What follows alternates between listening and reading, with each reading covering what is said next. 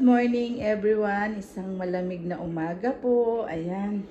Wala pang snow pero sobrang lamig na tuwing umaga. Ayan. Si DJ po ay kumakain ng kanyang almusal. Ayan. Andan. Habang siya po ay kumakain ay naglalaro sa kanyang iPad. Tunay ka naman. Ayan po. Siya. Kumusta po kayo? Samahan niyo po ako sa aking paghahatid kay DJ. Let's go! Ayan. Malapit lang naman po. Tingnan niyo naman ang mga bata, no talaga? Kung saan padaan-daan. Dali na, be! DJ! Daniel! Ayan, lapit-lapit lang po ng school. Ayan po ang school, oh. Tingnan niyo, sobrang lapit. Aba, DJ, dali na anak! Talaga mga bata eh. Bilis na.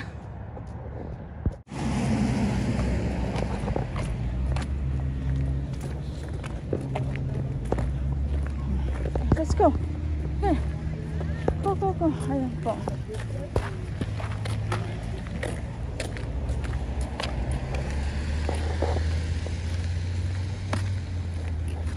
DJ. Hi, good morning. Ayan. Tapos ko na ihatid si DJ. So, pauwi naman po ako at asikasuhin ko yung isa ko para sa kanyang yung special one ko po is 10 o'clock nag-i-start. So, dito ako dumaan sa backyard. Ayan. Sa backyard po ako dumaan. Malamig na po mga kaibigan, kapatid. Malamig na dito. Lumalamig na. Wala pa po yan sa ano. Dumidilaw-dilaw na po ang mga dahon. Kumusta po kayo? Malamig na umaga sa inyong lahat. Ay nako, ito. Buong maghapon na naman tayo. Makalinis-linis at nasa school ang mga bata. Buti po wala pang snow, pero malamig pa rin po.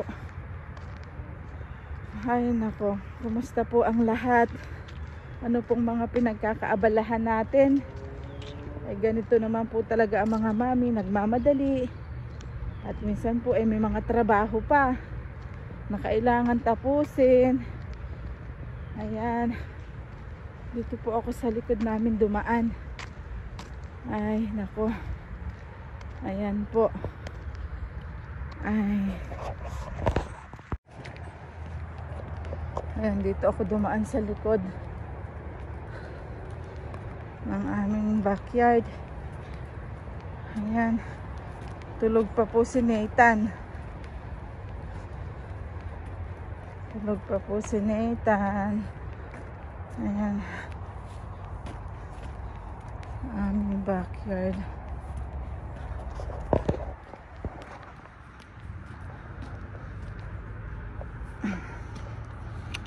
Ayan oh. Ayan po ang dahon, nalulumbay na. Ayan po ang dahon oh.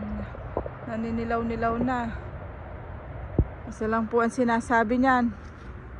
Talagang magtataglamig na uli. Ayan. Ito ko dumaan sa backyard. Nanlalaglag na po ang mga dahon oh. Ayan, pasok muna po ako dito sa backyard at dito ako dadaan. Good morning kuya. Ayan, si kuya naman po ang next kong ihahatid. Pan 10 o'clock po yung klase niya. Oh, you eat na. Dali na. Eat na, bilis na. Si kuya. We're going to school. Si kuya naman ang time to ihatid. Ano kuya? Ayan, 10 o'clock po kasi ang start niya. Kaya siya naman po ang hihatid ko. Ayan. Kakalabas ko lang po dito. At hinatid ko si Nathan. Ayan. Dito na po ako. Pauwi na po. Walking again. Ayan, lumabas na po si Haring Araw. Ayan oh. Mainit na po. Mainit ang araw pero malamig ang simoy ng hangin. Ayan. Lakad-lakad. Alam niyo po, ang buhay dito sa Canada ay talagang busy. Pare-parehas lang naman po. Sa Pilipinas, busy rin naman po. Pare-parehas din kailangang magtrabaho. Gano'n naman po talaga mga Pilipinas, maano kasi sinasabi ng iba na masarap ang buhay dyan sa Canada. Masarap po kasi nabibili mo lahat ng gusto mo. Pero kailangan mo ring magtrabaho. Yung mga bata halos hindi nyo na makita kasi salitan kayo sa trabaho ng asawa. Ganun po yung gawa naming mag-asawa dati. Talagang panggabi po ako at pang umaga naman yung asawa ko, alas 3 ng madaling araw siya nagwo-work hanggang alas 2. Ako naman po aalis ng alas 2 hanggang alauna naman po ako na madaling araw. So sa gabi hindi ko na naano yung mga bata, sa umaga lang. Saturday, Sunday, yun lang po. Ganon po ang ano dito, wala kang mapaghabilin na ng mga bata. Kailangan mong mag-absent kung ano. Hindi ka pwedeng tumigil dahil may mga bills. Parehas lang naman din po sa Pilipinas. Pag hindi ka kumayod, wala ka rin kakainin. Ganon po yung ano dito. Buti nga po at ngayon po, dahil bagong lipat kami, hindi pa po ako nagtatrabaho. Dito lang po ako sa mga bata at yung asawa ko po, baka po next week mag-start na siyang magtrabaho. Hindi ko muna po pinaano at syempre first time po dito pinaikot-ikot ko pa. Ayan, ang ganda po ng panahon busy sa mga batang maghatid. Ayan. Ito po ang aming buhay dito, school, trabaho, bahay. Ayan, pero kalimitan po dito mga mag-asawa hindi po magkita-kita. Aalis si asawa, papalit yung isa, ihahatid yung anak, uuwi na naman yung isa. Ganun po, susunduin ng asawa yung anak, ihahatid, ganun. Halos ganun po lahat dito. Ayan, pakita ko po sa inyo kung paano magwi-winter na dito. Magpupol na po kasi yung mga dahon na lalaglag na. Tingnan po natin. Ayan po, tingnan ninyo. Naninilaw na po ang mga dahon. Pwede dito ulit dumaan sa likod namin. Ayan, magpupol na po. Tingnan nyo ang mga dahon. Okay, may nadaan dito. Yung apple, dahil sawa na siguro wala nang kumuha. Ayun, nahinog na siya sa puno. Mabubulok na yun. Katulad dun sa apple namin, nanlaglag na. Ang dami pang bunga. Ayan.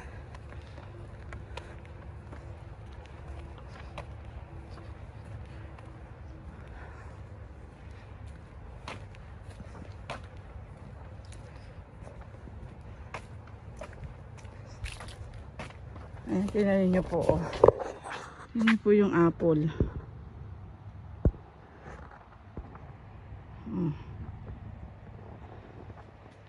Nag-ano na po ang bunga. Namula na po yung mga bunga ng apple. Kita nyo po. Ayan. Ang dami niyang bunga. Dito po, dyan po yung harap. Dito ko dumaan sa likod. Green pa yung mga damo pero malamig po. Magpupol na po niyan. Ito nyo, ang daming apple.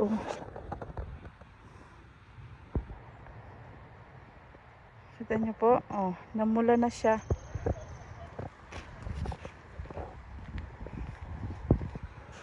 Ayan.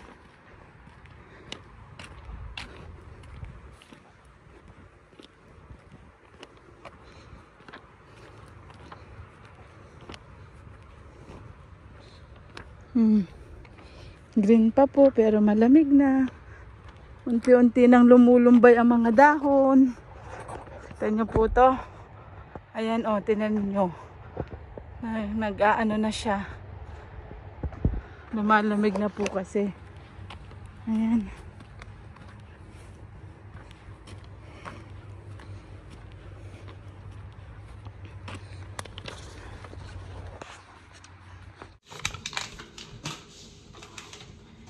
Busy naman si Inday.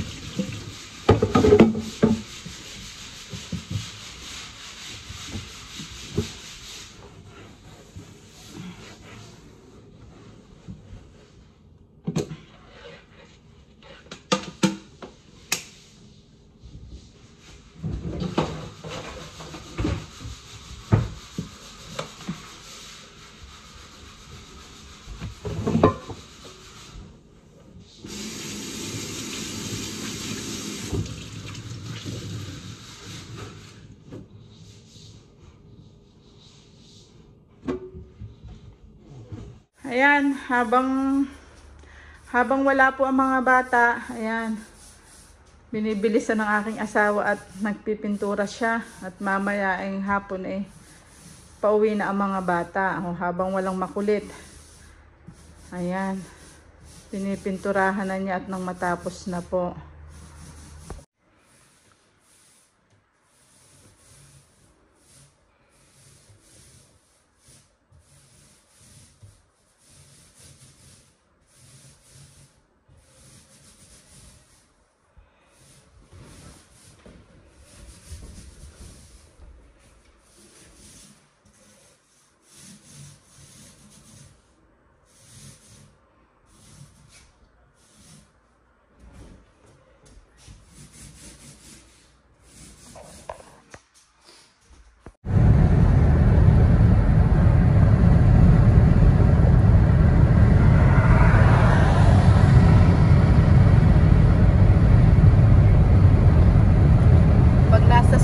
Bata nakakalabas-labas na. Masaya ako.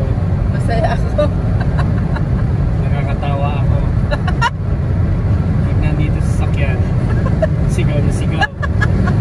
Si mama.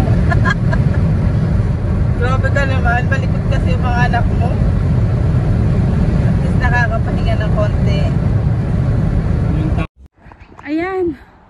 Kami papunta na namang school at may pa-barbecue daw ang school. Kami na lang dalawa ni DJ ang pupunta. DJ, wait po, mami. DJ. At si Nathan ay nagliligalig. Nagliligalig si kuya. Kaya naiwan sila ni daddy. Kami na lang ni DJ papunta sa school. At siya, makikikain kami at may pa-barbecue daw. Ay siya, sige po. Mauna muna po kami. Ayan. Magluluto daw. Ano lutuin mo, daddy? Daddy, ano lutuin mo? Lugaw. Lugaw. Ano ka? Karpintero? Karpintero ka na? Cook ka pa? Family driver ka pa? Siyempre. Ayan, sige po. Magluluto muna po siya ng lugaw. Lugaw po ni Nathan. Ayan, pagkadating po namin ni DJ ngayon nagluluto ang aking hubby ng adobong manok at lugaw. Busy ang aking hubby. Magbit. Ayan. Ano na? Ang kanyang lugaw. Wala pang kanin. Ang daming manok. Sarap yan. Masarap dito, oh. Ano yan? Kamote with kape. Oh yeah, masarap nga yan. Kumain ako ng 2. Busog kagad ako eh. Mahal ang bilihin eh. Kamote na lang kami. Oh, malagkit. Ayan. Tamang-tama ang kain ngayong hapon. Lugaw na lang Adobo kami, mahal ang bigas, Adobo at lugaw. Mahal daw ang bigas. Pwede naman rin Sa asawa ko. Pilipinas eh, mura. Wala pa ang presyo. Ayan. Ang sarap-sarap naman ito. Ayan. Ay siya, sige po, mamaya na. Pag luto na inyong makikita. Ay siya, sige po, mamaya na uli. Ayan.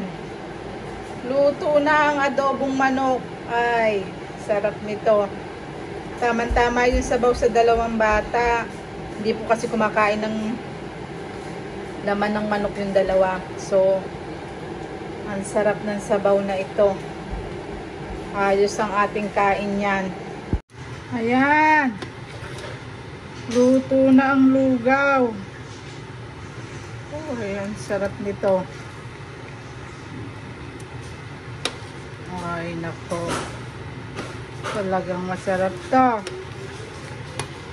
Ah. Luto na ang lugaw. Yummy, yummy. Yummy lugaw. Ang lugaw. Luto na. Sa iyo ano mo? Sinisimula na. Ay siya. Nakaluto na po ang aking hubby. Ay siya, ako muna yung magpapakain ng mga bata. Ingat po kayo lahat dyan. At pa-like and subscribe naman po ng aming YouTube channel, Nate Janlin TV. Yung mga hindi pa po nakasubscribe dyan. O, ingat po. God bless. God bless everyone. Salamat po.